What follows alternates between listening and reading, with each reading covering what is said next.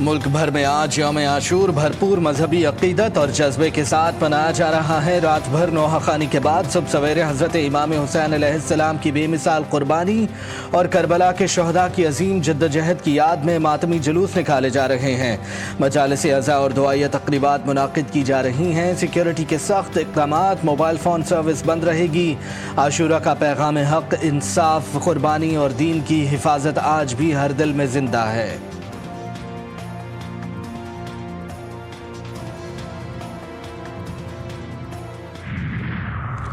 شب عاشور ڈھلتی جا رہی ہے، علی کی لاڈلی گھبرا رہی ہے۔ شب عاشور کا وہ پرسوز لمحہ جب کربلا کی خاک پر سکوت چھایا تھا، خیموں میں چراغ جل رہے تھے، اہل بیت کی آنکھوں میں تقدیر کی تحریر جھلک رہی تھی۔ ننھا علی اصغر ماں کی گود میں مسکرا رہا تھا، علی اکبر کے رخساروں پر شہادت کی روشنی مہک رہی تھی، قاسم ابھی ماں کے خوابوں میں زندہ تھا، علمدار وفا عباس کے بازو سلامت تھے اور زینب کے پردے کی حفاظت میں آسمان بھی نگراں تھا۔ یوم عاشور ہمیں قربانی، صبر، حق گوئی اور اصول پسندی کا سبق دیتا ہے۔ امام حسین علیہ السلام کا پیغام ہر دور کے لیے مشعل راہ ہے۔ کربلا کی جدوجہد باطل کے خلاف ڈٹ جانے، نظام عدل کے قیام اور قومی اصلاح کی علامت ہے۔ صدر مملکت آصف علی زرداری اور وزیر اعظم شہباز شریف کا قوم سے حسینی کردار اپنانے، دیانت و اتحاد کا مظاہرہ کرنے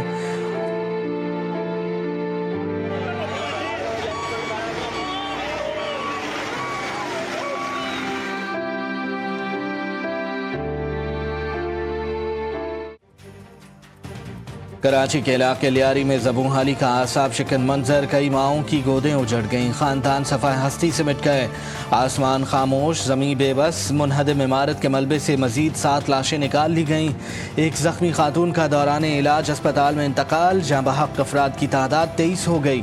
وقت کی مٹی تلے دبے خواب، زندگی کی آخری سانسیں لینے والوں کی تلاش جاری۔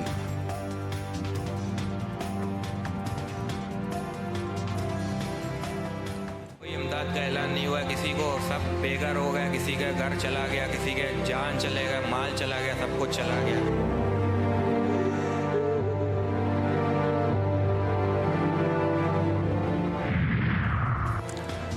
کراچی میں ایک اور عمارت مخدوش قرار، لیاری آکرا تاج کالونی میں 8 منزلہ رہائشی عمارت میں تشویشناک دراڑیں، فوری خالی کروانے کا فیصلہ، 11 خاندان بے گھر، 12 فلیٹس پر مشتمل عمارت کو غیر محفوظ قرار دے دیا گیا۔ ضلع انتظامیہ اور مظاہرین کے درمیان کامیاب مذاکرات کے بعد رہائشیوں کو محفوظ مقامات پر منتقل کرنے کا عمل جاری، ڈی سی ساؤتھ کا اعلان، بلڈر غائب، رقم واپس دلوانے کی یقین دہانی، قانونی کارروائی شروع، سرکاری اداروں کے ملوث ہونے پر بھی سخت ایکشن کا عندیہ۔ سندھ حکومت کی نااہلی کھل کر سامنے آ گئی، اگر صوبائی حکومت ایس بی سی اے کو نہیں سنبھال سکتی تو صوبہ کیسے چلائے گی؟ اپوزیشن لیڈر علی خورشیدی سندھ حکومت پر برس پڑے، کہا ایس بی سی اے کرپٹ ترین ادارہ ہے، رشوت دے کر عمارتیں کھڑی کی جا رہی ہیں، ایس بی سی اے صرف نوٹس دے کر اپنی جان چھڑاتا ہے، کوئی عملی اقدام نہیں ہوتا۔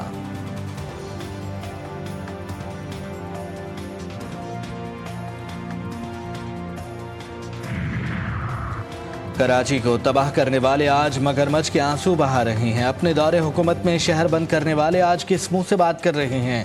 ترجمان سندھ حکومت سعدیہ جاوید کی ایم کیو ایم پر لفظی گولہ باری، کہا چائنا کٹنگ کرنے اور شہر کو برباد کرنے والے آج ڈٹائی سے الزامات لگا رہے ہیں۔ نفرت، لاشوں، لسانیت اور چھوٹے مینڈیٹ کی سیاست کرنے والوں کو مایوسی کا سامنا ہے۔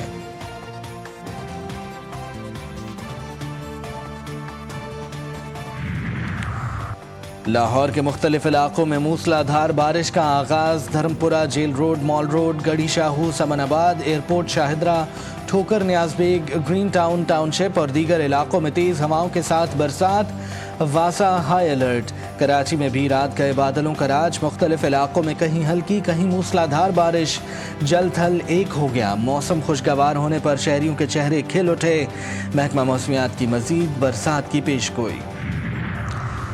دشمن کی ہر سازش چکنا چور، ہر دھمکی پر ٹھوکر کی ضرب۔ سپریم لیڈر آیت اللہ خامنائی کی جنگ کے بعد پہلی بار بلا خوف و خطر مجلس اعضاء میں شرکت، مجلس شب عاشور میں علماء کرام، عوام اور اعلیٰ حکومتی شخصیات بھی شریک۔ سپریم لیڈر نے مجلس میں بلا خوف و خطر شرکت کر کے دشمن کو پیغام دے دیا کہ ایران دھمکیوں سے مرعوب ہونے والا نہیں۔ میری ریکویسٹ ہے 2 دن سیاست نہ کریں تو بہت اچھا ہے۔ دوسری بات یہ ہے کہ سوشل میڈیا کی خبروں میں بالکل نہ جائیں۔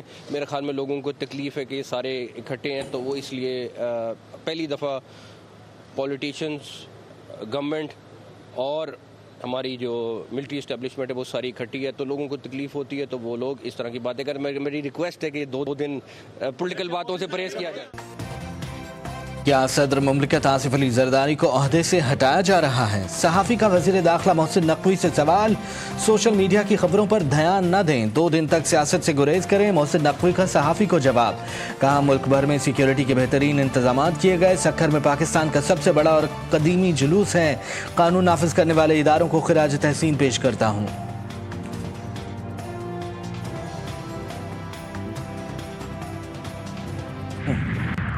نے جنگ شروع کی، وہ ہواؤں میں بھی اور فضاؤں میں بھی اس کی بہت بری حالت ہوئی، اور ان کے 6 طیارے، 6 جیٹ فائٹر جسے کہتے ہیں، وہ زمین بوس ہوئے۔ اور اس کے علاوہ پھر زمین پہ جب انہوں نے بند نہیں کیا، شروع کیا دوبارہ، 36 گھنٹے میں 80 ڈرون بھیج دیے۔ اس کے نتیجے میں جو پاکستان نے ان کو سبق سکھایا 9 اور 10 کی درمیانی رات کو، اس کا نتیجہ آپ کے سامنے ہے۔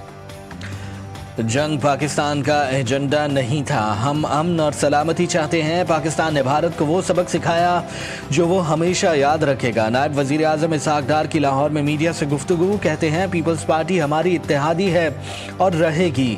پیپلز پارٹی نے وزارتیں لینے کے لیے کوئی بات نہیں کی۔ اسحاق ڈار نے نواز شریف اور بانی پی ٹی آئی کی ملاقات کی خبر کو افواہ قرار دیا، کہا یہ کسی کی خواہش تو ہو سکتی ہے، حقیقت نہیں۔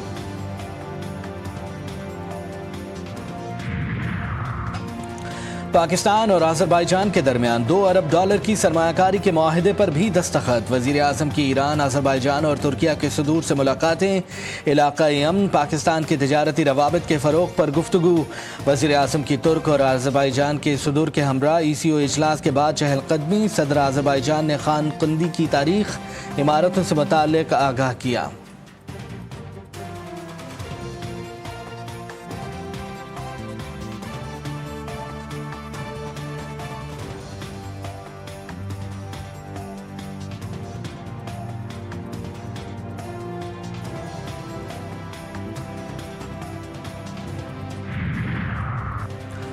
غزہ میں قیام امن کی جانب تاریخی پیش رفت۔ حماس کا امریکی ثالثی میں پیش کردہ جنگ بندی منصوبے پر مثبت اور تعمیری رد عمل۔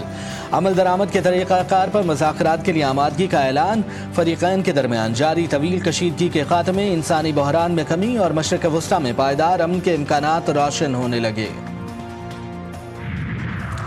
اسرائیلی وزیر اعظم اور آرمی چیف کے درمیان اختلافات شدت اختیار کر گئے۔ بند کمرہ اجلاس میں جھگڑا اور تلخ جملوں کا تبادلہ۔ آرمی چیف نے خبردار کیا مزید کارروائی ہوئی تو بھوکے اور غصے میں بھرے فلسطینی اٹھ کھڑے ہوں گے، انہیں سنبھالنا مشکل ہو جائے گا۔ اسرائیلی میڈیا کے مطابق اجلاس میں نیتن یاہو نے حکم دیا کہ غزہ کے شہریوں کو جنوبی حصے میں زبردستی منتقل کرنے کا منصوبہ تیار کیا جائے۔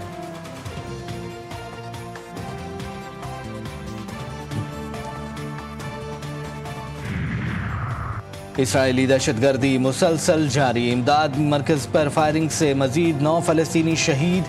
صبح سے جاری فضائی اور زمینی حملوں میں 64 فلسطینیوں کی جان لے لی۔ مزاحمت کاروں کی جبالیہ میں صہیونی فوج پر مہلک وار، کئی فوجیوں کے ہلاک اور زخمی کرنے کا دعویٰ۔ طویل ناکہ بندی سے غزہ میں صفائی، بجلی، پانی اور غذا کا بحران سنگین حد تک پہنچ گیا۔ پانی کی فراہمی اپنی کم ترین سطح پر، اسپتال جنریٹرز مستقل طور پر چلنے کے قابل نہیں۔ 2 امریکی طاقتور شخصیات میں جنگ طول پکڑنے لگی۔ ایلان مسک کا 2 جماعتی نظام پر بڑا حملہ، نئی سیاسی جماعت امریکہ پارٹی کے قیام کا اعلان۔ ایلان مسک کا کہنا تھا کہ یہ جماعت عوام کی آزادی، شفافیت اور حقیقی جمہوریت کی بحالی کے لیے بنائی گئی ہے۔ ٹیکسس میں طوفانی بارشوں اور شدید سیلاب سے قیامت خیز تباہی، 32 افراد ہلاک، درجنوں لاپتہ۔ دریا کنارے سمر کیمپ سے طالبات غائب، 14 ہیلی کاپٹرز، 12 ڈرونز اور 500 اہلکاروں کا سرچ آپریشن جاری۔ مزید بارشوں اور سیلاب کی وارننگ بھی جاری۔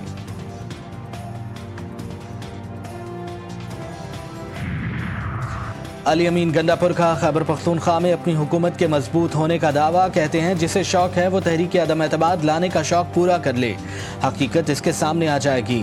ہماری حکومت مضبوط ہے، کوئی بھی رکن کہیں نہیں جا رہا، بجٹ پاس نہ کرتے تو حکومت گئی تھی اور قصور ہمارا اپنا ہی ہوتا، جبکہ مخالفین شادیانے بجاتے۔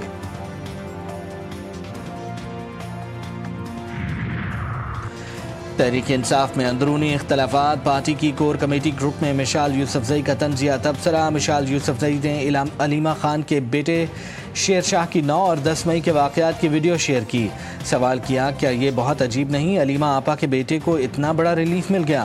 بیرسٹر حسان کو 9 مئی کے واقعات پر 10 سال کی سزا ہو گئی، کچھ تو گڑبڑ لگتی ہے، کہنے کو بہت کچھ ہے لیکن سب کا پتہ ہے۔ علی امین گنڈاپور کا مشال یوسفزئی کے تبصرے پر جواب، بولے بانی پی ٹی آئی کی فیملی ہمارے لیے باعزت ہے، ویڈیو ڈیلیٹ کر دیں۔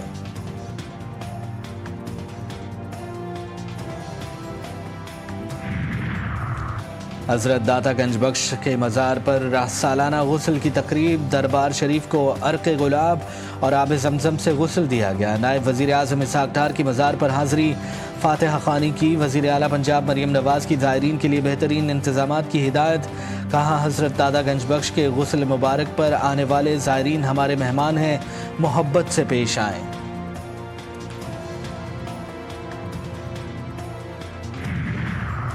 پاکستان نے under 13 under 15 Asian junior squash championship جیت لی، بوائز انڈر 13 کا ٹائٹل پاکستان کی سہیل عدنان کے نام رہا، بھارت کے آیان دھنو کو شکست دی۔ انڈر 15 کے فائنل میں نعمان خان نے احمد رایان کو ہرا کر چیمپئن کا اعزاز حاصل کیا۔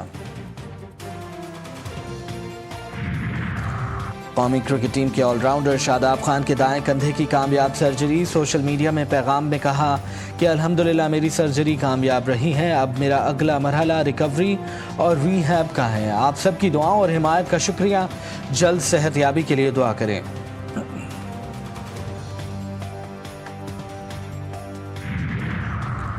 اور ویسٹ انڈیز اور آسٹریلیا کے ٹیسٹ میچ کے دوران کتے کی انٹری، گراؤنڈ میں کتا گھس گیا، کھیل کچھ دیر رکا رہا، ڈرون کیمرے سے کتے کو گراؤنڈ سے باہر نکالنے کی کوشش کی گئی۔